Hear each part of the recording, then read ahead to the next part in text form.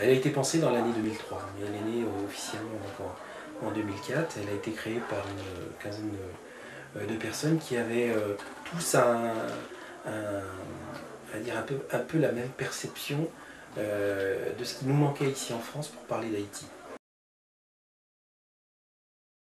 Il se trouve que de ce pays, qui est un pays vraiment fabuleux, qui est vraiment étonnant de par sa culture et son peuple, eh bien, on parlait rarement du peuple haïtien et de la culture. On parlait vraiment le plus souvent dans les médias des catastrophes naturelles, des catastrophes sociales, des problèmes économiques et des problèmes politiques. On va proposer quelque chose de nouveau et puis on va mettre l'idée, en créant Haïti Couleur, Haïti Chaleur, l'idée c'était de parler de culture, mettre la culture en avant, mettre les artistes en avant et grâce à eux, avec eux, eh bien, essayer de trouver les fonds, trouver les sympathisants et faire en sorte qu'on puisse assez rapidement permettre à cette culture de devenir un levier de développement durable là-bas. Pour ceux qui nous connaissent, eh bien, on est en 2010, on a surtout monté deux grands événements ici sur la place de Rennes ou en Ille-et-Vilaine. On a monté deux festivals qu'on a appelés Festival des Arts Haïtiens de Rennes. Première mouture c'était en 2006, deuxième mouture c'était en 2008. C'était, on va dire, normalement tous les 2 ans. Bien évidemment, les événements qui viennent de se passer au 12 janvier dernier ont fait reconsidérer complètement la question ou la priorité de réaliser un festival. Le projet historique d'Haïti Couleur, celui qui a été le premier réalisé et qui court toujours aujourd'hui, c'est de soutenir une petite école qui se trouve dans le sud du pays, dans une commune qui s'appelle Fond-des-Blancs. On contribue donc au salaire des enseignants, pas dans la totalité, et puis quand il le faut, sur des périodes on va dire un petit peu de soudure, apporter un appui pour que les enfants puissent trouver aussi à manger à l'école. Donc on a notamment soutenu, là aussi en partie, un deuxième petit projet adossé à cette école, qui a permis de créer une mini-boulangerie. Comment faire en sorte de pouvoir aider intelligemment un projet de développement, si ce n'est en lui permettant d'être rapidement autosuffisant. Autre projet auquel on s'intéresse de près, on s'intéresse de près à la vie dans les campagnes, et notamment aux conditions d'une grande majorité de la population haïtienne. C'est une population agricole. Et donc on suit de très près en tant que partenaire une ONG qui est haïtienne et rien qu'haïtienne, qui s'appelle le Vétérimed et qui intervient au monde rural et notamment sur la base de projets qui reposent sur ce qu'on appelle le microcrédit. L'idée c'est comment je peux permettre à des gens très pauvres de pouvoir petit à petit s'en sortir par le fruit de son travail et non pas par le fruit de dons occasionnels que je vais pouvoir recevoir parce qu'il y a eu une catastrophe, parce qu'il y a eu ceci ou cela. Et l'un des projets que l'on soutient, c'est un projet qui s'appelle Lait à gogo, du lait à gogo. Le projet de cette ONG, c'est surtout de remonter une filière laitière de A à Z, c'est-à-dire de la production jusqu'à la consommation en Haïti. Il n'y en avait plus depuis une quinzaine d'années. Et nous, où est-ce qu'on en intervient? On intervient simplement au tout début de cette chaîne-là.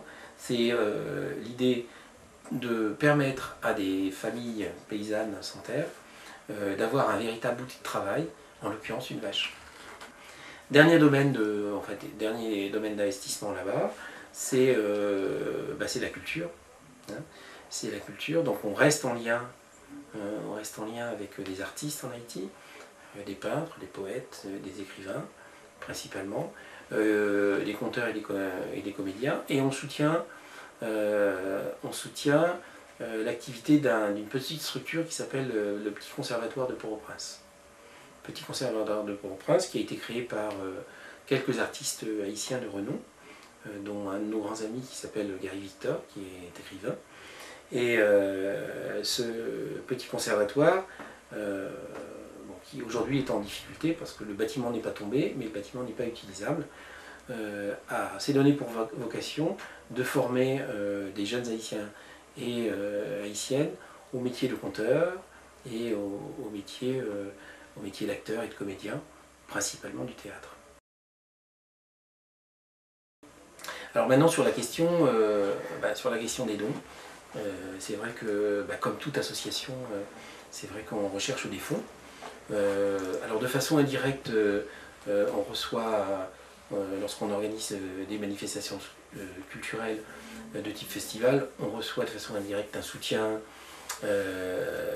soit d'associations partenaires qui ne sont pas des associations forcément franco-haïtiennes, mais qui sont dédiées à la culture et qui viennent nous épauler. On reçoit aussi des soutiens de la mairie ou du conseil général. Donc ça, ce sont des soutiens, on va dire, ponctuels sous forme de subventions. Mais la majeure partie des fonds dont on dispose sont des fonds que l'on va chercher,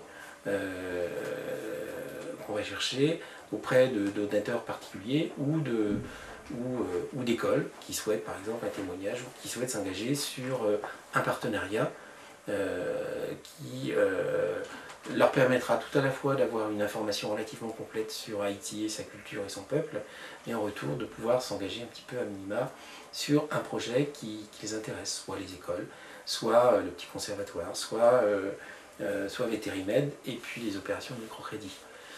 Alors en tant que tel, Haïti Couleur n'a pas et ne souhaite pas avoir de personnes là-bas sur place, hein, d'avoir un des membres qui se fixe là-bas et soit le relais direct de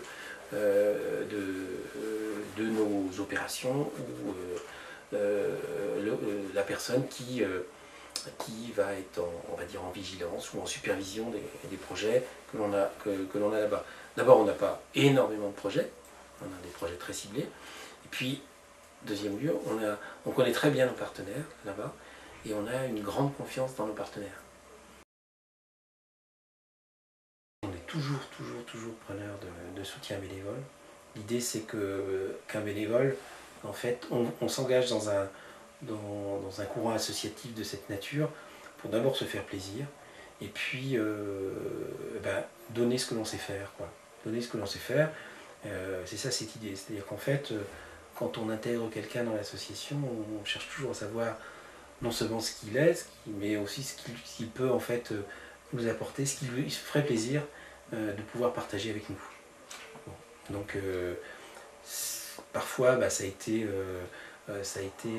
développer des outils de communication parce qu'on avait des personnes qui étaient compétentes pour le faire. Parfois c'était des personnes qui se sentaient capables d'aller chercher des donateurs. Parfois c'était des personnes qui voulaient fouiller plus à fond une relation avec des artistes et ainsi de suite.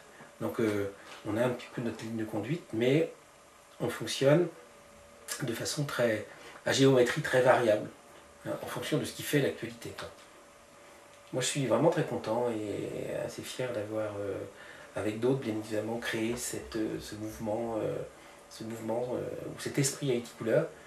Et je m'aperçois combien c'est important aujourd'hui, parce qu'on est après le tremblement de terre, d'avoir opté pour cette idée d'aller d'abord parler de culture, de donner la place à des artistes, de promouvoir la culture des autres, avant de faire en sorte d'avoir ce réflexe qu'on a un peu trop souvent de se dire tiens, pour compenser le malheur des autres, on va d'abord chercher de l'argent pour pouvoir leur donner.